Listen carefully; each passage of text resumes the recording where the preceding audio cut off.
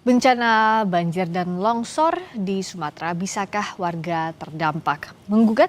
Dan bagaimana peluang menangnya gugatan kasus bencana seperti ini? Kita ulas bersama dengan Sekjen Aliansi Masyarakat Adat Nusantara, Ruka Sombulinggi, dan tenaga ahli utama KSP, Respiratori Sadam Al-Jihad, serta Direktur Eksekutif Amnesty International Indonesia, Usman Hamid. Selamat malam, Mbak Ruka. Selamat malam.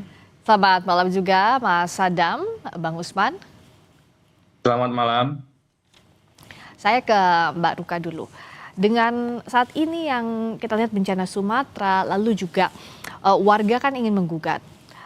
Baik itu segi pidananya harus ditelusuri, siapa-siapa saja yang bertanggung jawab. Tapi kalau dari aman, apa langkah lain yang akan ditempuh untuk menuntut keadilan bagi para korban dan juga lingkungan di Sumatera? Saat ini kita sedang mengkaji ya, ada mencari legal opinion, cara-cara yang paling efektif untuk bagaimana caranya supaya ada efek jerah. Efek jerah bukan hanya perusahaan, tapi yang paling penting adalah negara dan pemerintah dan juga politisi. Jadi bencana di Sumatera ini bukan bencana alam, tapi bencana karena keputusan-keputusan politik. Pemberian izin, kemudian perampasan hak-hak masyarakat adat. Ada satu perusahaan yaitu PT Toba Pulp Lestari, itu sudah digugat, sudah dilawan, diminta untuk dihentikan sejak tahun 90-an, masih zaman Soeharto. Tapi berubah kulit dan sampai sekarang justru menjadi salah satu perusahaan perusak hutan alam di Sumatera dan mengganti menjadi eukaliptus. Nah, dari kami di Persatuan Pembela Masyarakat Adat, pengacara-pengacara masyarakat adat di PPMAN ada 180 orang dan mereka sedang mencari mana yang lebih efektif. Ya. Kita bisa menggunakan class action, kita bisa juga menggunakan citizen lawsuit, tapi ada beberapa hal yang melampaui proses-proses litigasi, yaitu keputusan politik dari pemerintah untuk segera menghentikan izin dari perusahaan-perusahaan yang ada di sana dan wilayah yang rusak memang harus segera direhabilitasi. Ya. Ada satu kasus kampung anggota aman yang mereka tidak, ini yang korban tidak bersalah semua ya korban, tetapi ada satu yang paling jelas, contohnya itu di Tornauli, itu mereka yang menjaga hutan sudah sampai diakui, mendapatkan pengakuan sebagai hutan adat dan lestari.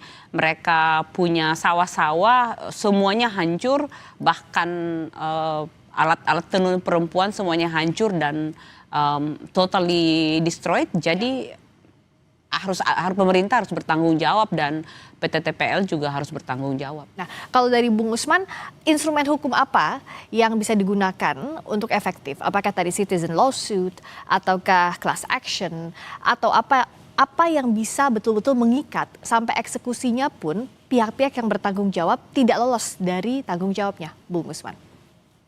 Ya, terima kasih. Saya kira bisa kedua-duanya.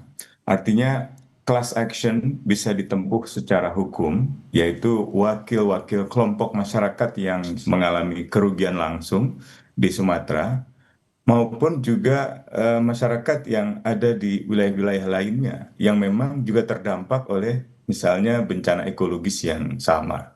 Nah, yang kedua, citizen lawsuit. Citizen lawsuit juga bisa diajukan. Bahkan citizen lawsuit tidak harus warganya mengalami kerugian langsung. Ya. Jadi bisa saja mereka yang tinggal di wilayah yang tidak terkena banjir besar, atau terkena longsor, atau terkena dampak langsung dari bencana itu. Nah, mereka bisa mewakili masyarakat, bisa mewakili kepentingan umum. Ya. Dan yang diajukan gugatan itu bisa melalui pengadilan kepada pemerintah. Jadi pemerintahlah yang akan menjadi katakanlah tergugat. Nah, kalau di dalam Undang-Undang Hukum Perdata sebenarnya sudah sering dipakai, tapi juga ada di dalam Undang-Undang Pengelolaan Lingkungan Hidup. Bahkan juga ada di dalam Undang-Undang Hak Asasi Manusia nomor 39 tahun 99, khususnya pasal 17. Jadi setiap warga negara bahkan bukan hanya bisa mengajukan gugatan perdata atau gugatan dalam pengertian class action dan juga citizen lawsuit, tapi juga bisa mengajukan satu proses perkara yang bersifat pidana. Karena ini kan kejahatan. Seperti tadi Mbak Ya. Ruka katakan, ini bukan bencana alam yang dibuat karena fenomena alam, melainkan karena dibuat oleh manusia sendiri itu. Jadi ada banyak sekali perusahaan-perusahaan yang memang beroperasi membabat hutan, termasuk perusahaan yang terafiliasi dengan pejabat-pejabat tinggi pemerintah, dari mulai Pak Luhut bin Sarpanjaitan sampai dengan Pak Prabowo sendiri gitu. Jadi saya kira mungkin tantangannya nanti pada tingkat politis. Ya. Jadi kendalanya mungkin bukan pada kendala hukum, kendala legal, tapi lebih pada kendala politis. Oke, saya ke Mas Adam, ada jawaban soal ini? Apa yang akan dilakukan pemerintah negara? Iya, yang pertama adalah terkait dengan apa yang dilakukan oleh negara itu melalui Perpres nomor 5 tahun 2025 itu terkait dengan Satgas PKH ya penertiban kawasan hutan. Ini sudah dilakukan sejak bulan Februari hingga hari ini dan ketika ada persoalan eh, kerusakan lingkungan ini kemudian ini akan ada investigasi dan juga evaluasi. Artinya tadi saya sepakat dengan saudara-saudara teman-teman di Aman dan di Amnesty ketika ada persoalan hukum masyarakat rakyat itu harus kemudian mendapatkan sebuah keadilan. Nah, proses keadilan inilah yang kemudian kita serahkan ke yudikatif. Dalam sebuah trias politika ada keseimbangan antara eksekutif, yudikatif, dan legislatif. Legislatif sudah memanggil eksekutif, yaitu Kementerian Kehutanan. Kemudian Kementerian Kehutanan itu sendiri dengan Satgas gabungan dengan Polri itu kemudian menyisir dengan yang bertanggung jawab perusahaan-perusahaan tersebut. Kemudian ada Satgas juga di Kementerian Lingkungan Hidup itu pun sama menyisir. Begitu juga Satgas PKH menyisir perusahaan-perusahaan. Ada 8 perusahaan yang memang kemudian dilarang operasinya untuk terkait dengan persoalan-persoalan bencana ekologi ini, bencana lingkungan ini, gitu. Jadi artinya saya ingin sampaikan bahwa terkait dengan class action juga itu adalah hak warga negara, hak masyarakat, hak komunitas yang memang kemudian merasa mendapatkan ketidakadilan dan itu kemudian kita serahkan ke dalam yudikatif, dalam tata negara ya hukum itu sendiri. Saya kira itu yang paling penting. Oke. Kalau dari Aman, apa sebenarnya poin kalau kita mengajukan class action maupun citizen lawsuit yang kira-kira bisa diajukan segera dan tepat dengan kondisi yang dialami warga yang terkena bencana di Sumatera, Mbak Ruka? Ya, ini sudah berhari-hari kami diskusikan, tapi yang juga harus dipahami adalah ini warga dalam keadaan tidak baik-baik saja, dalam keadaan darurat. Yang dipikirkan makan, ya.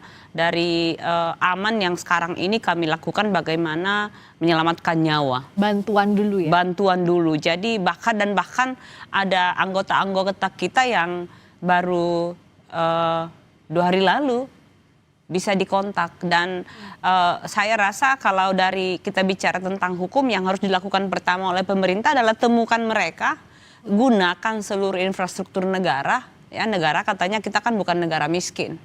Ada banyak sekali infrastruktur yang mestinya bisa digunakan untuk mencari masyarakat yang di Aceh masih ada 2 kampung anggota Aman yang sampai saat ini kami tidak tahu mereka berada di Aceh Tamiang dan di Aceh Barat.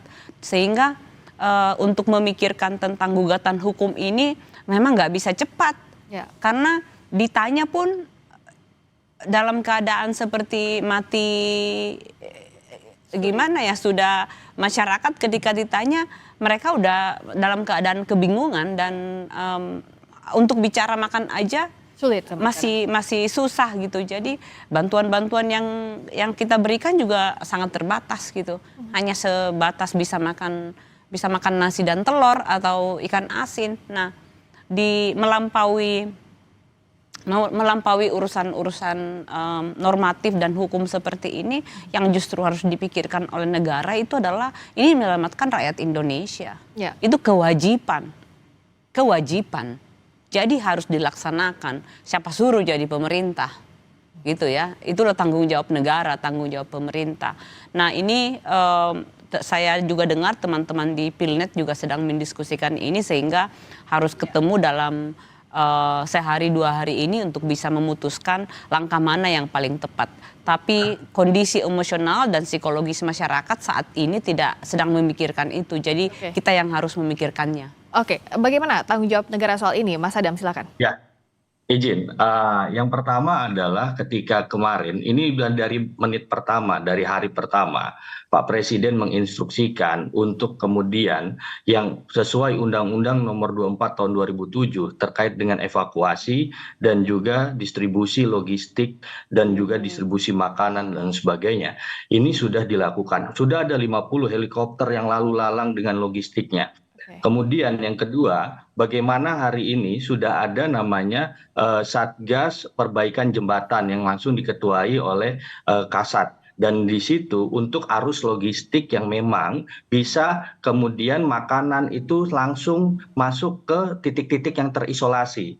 TNI Polri itu instruksi dari Pak Presiden itu ada di lokasi-lokasi yang terisolir. Artinya memang negara ini sudah masuk ke tempat-tempat yang memang hari ini dibutuhkan oleh masyarakat. Yang kedua, bagaimana kita berbicara soal tanggung jawab negara ketika sudah dilakukan ada penghitungan dari BNPB ada 51,82 triliun terkait dengan pemulihan, rehabilitasi dan juga rekonstruksi, dan Kementerian Keuangan itu sudah menyediakan anggaran sebesar 60 triliun dengan dari mana anggarannya itu dari efisiensi kementerian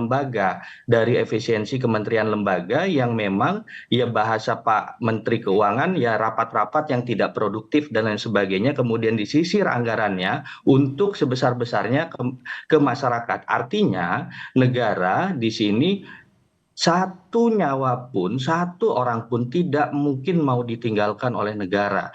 Artinya dalam posisi ini kita bersama-sama bergotong royong, baik itu di pusat, kemudian terpadu di daerah, di provinsi, bahkan elemen-elemen di provinsi lainnya pun silih berganti mendukung dan membantu Aceh, Sumatera Utara, dan juga Sumatera Barat. Begitu kira-kira. Nah, dalam kondisi seperti ini, bencana ini butuh penanganan yang jauh lebih cepat. Satu, untuk penanganan warga yang masih membutuhkan bantuan, tapi di sisi lain juga tanggung jawab setelah ininya, mulai dari rehabilitasi sampai juga pertanggungjawaban hukum harus berjalan.